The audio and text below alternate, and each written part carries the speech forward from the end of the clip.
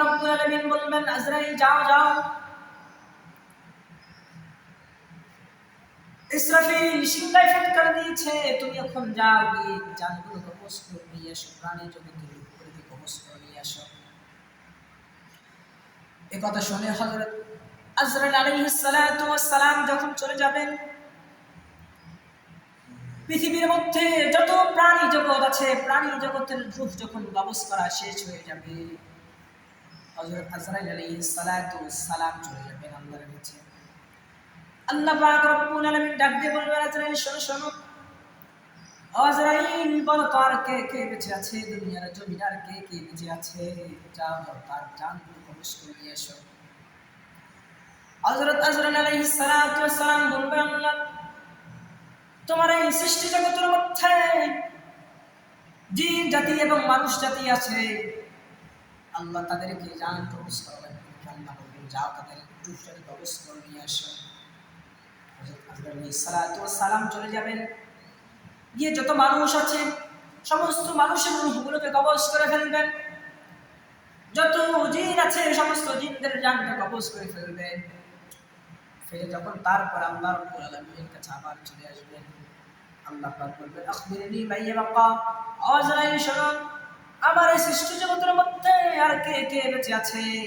তখন হযরত আজরাইল আলাইহিস সালাতু ওয়াস সালাম বলবেন আল্লাহ তোমার এই সৃষ্টি জগতের মধ্যে, তোমার এই সৃষ্টি জগতের মধ্যে তোমার ফেরেশতা কুল সারান আর আপনি ছাড়া কেউ বেঁচে নাই। আল্লাহ বলবেন যাও ফেরেশতাদের জান করে কবজ করে নিয়ে আসো। হযরত আজরাইল চলে যাবেন, গিয়ে যেই ফেরেশতা যেই অবস্থায় যেই হালতে আছে তিনি গিয়ে সমস্ত ফেরেশতাদের রূহগুলোকে কবজ করে নিয়ে আসবে। আসার পর আবার যখন রব্বে কারীমকে জিজ্ঞাসা করবে আল্লাহ হে মাওলা আমি তোমার ফেরেশতা কুলের জীবনগুলো জানগুলো রূহগুলো কবজ করে নিয়ে এসেছি। আল্লাহ পাক তখন বলবেন ও আজরাইল শোনো শোনো, আখবিরনি মাইয়া বাকা, ও আজরাইল শোনো আমার এই সৃষ্টি জগতের মধ্যে আর কে কে বেঁচে আছে। তখন হযরত আজরাইল বলবে আল্লাহ তোমার এই সৃষ্টি জগতের মধ্যে আল্লাহ তোমার চারজন প্রসিদ্ধ ফেরেশতা, তারা ছাড়া কেউ বেঁচে নেই। আল্লাহ বলবেন যাও জিবরাইলের জানটা কবজ করে নিয়ে আসো, ইসরাফিলের জানটা কবজ করে নিয়ে আসো, হযরত মিকাইলের রূহটা কবজ করে নিয়ে আসো।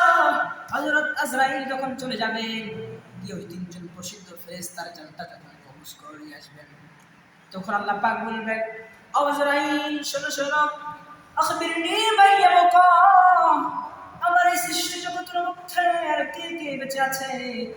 তখন হযরত আজরাইল আলাইহিস সালাতু ওয়াস সালাম বলবেন আল্লাহ তোমার এই সৃষ্টি জগতের মধ্যে মাওলা আমি আজরাইল তোমার গোলাম, আমি আজরাইল তোমার হুকুমের গোলাম, আমি আজরাইল আর আল্লাহ তুমি জুল জালালি ওয়াল ইকরাম, তুমি জুল জালালি ওয়াল ইকরাম, তুমি রব এবং আমি তোমার বান্দা গোলাম। আজরাইল সালাম কেউ বেঁচে নেই রে মাওলা।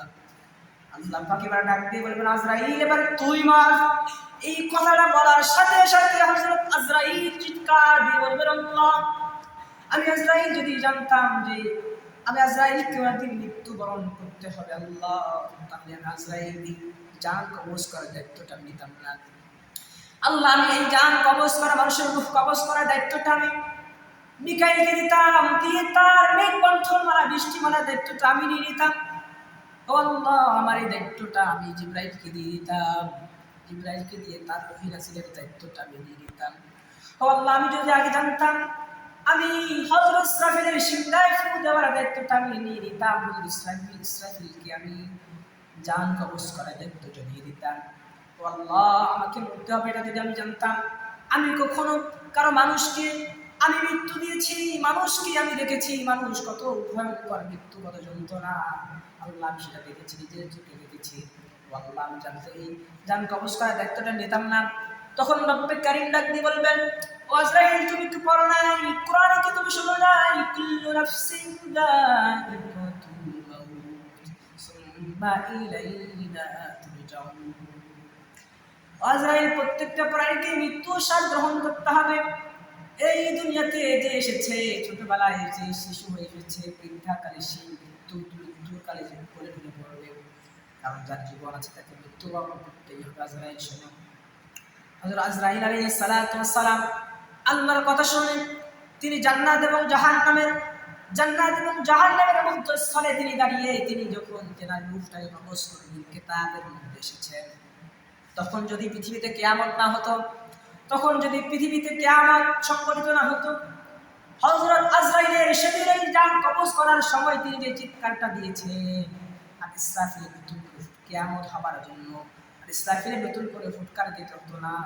হযরত আজরাইলের ওই চিৎকারটা যদি মানুষ সেদিন শুনতে পারত, তাহলে প্রত্যেকটা মানুষ কানের পর্দা ফেটে সেখানেই মরে যেত।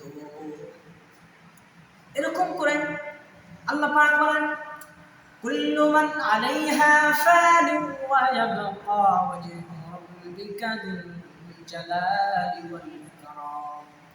এই পৃথিবীর মধ্যে যা কিছু দেখো সব ফান হয়ে যাবে, ফান, সব কিছু ধূলিসাৎ হয়ে যাবে, শুধু যুল জালালি ওয়াল ইকরাম, আমি আল্লাহ রাব্বুল আলামিন ইকরাম, যুল জালালি ওয়াল ইকরাম, আমি রব্বে কারীম, বাদশার বাদশা, রবের রব, বাদশার বাদশা, আমি রাজার রাজা, আমি হাকিমের হাকিম, আমি বিচারপতির মহাবিচারপতি, আমি বেঁচে থাকবো। সবাই সব জিনিসগুলো লটপট হয়ে যাবে, ধ্বংস হয়ে যাবে, শুধু একজন চিরস্থায়ী ভাবে থাকবেন, তিনি আর কেউ না। আওয়াজ দিয়ে বলে, তিনি হলেন আমরা।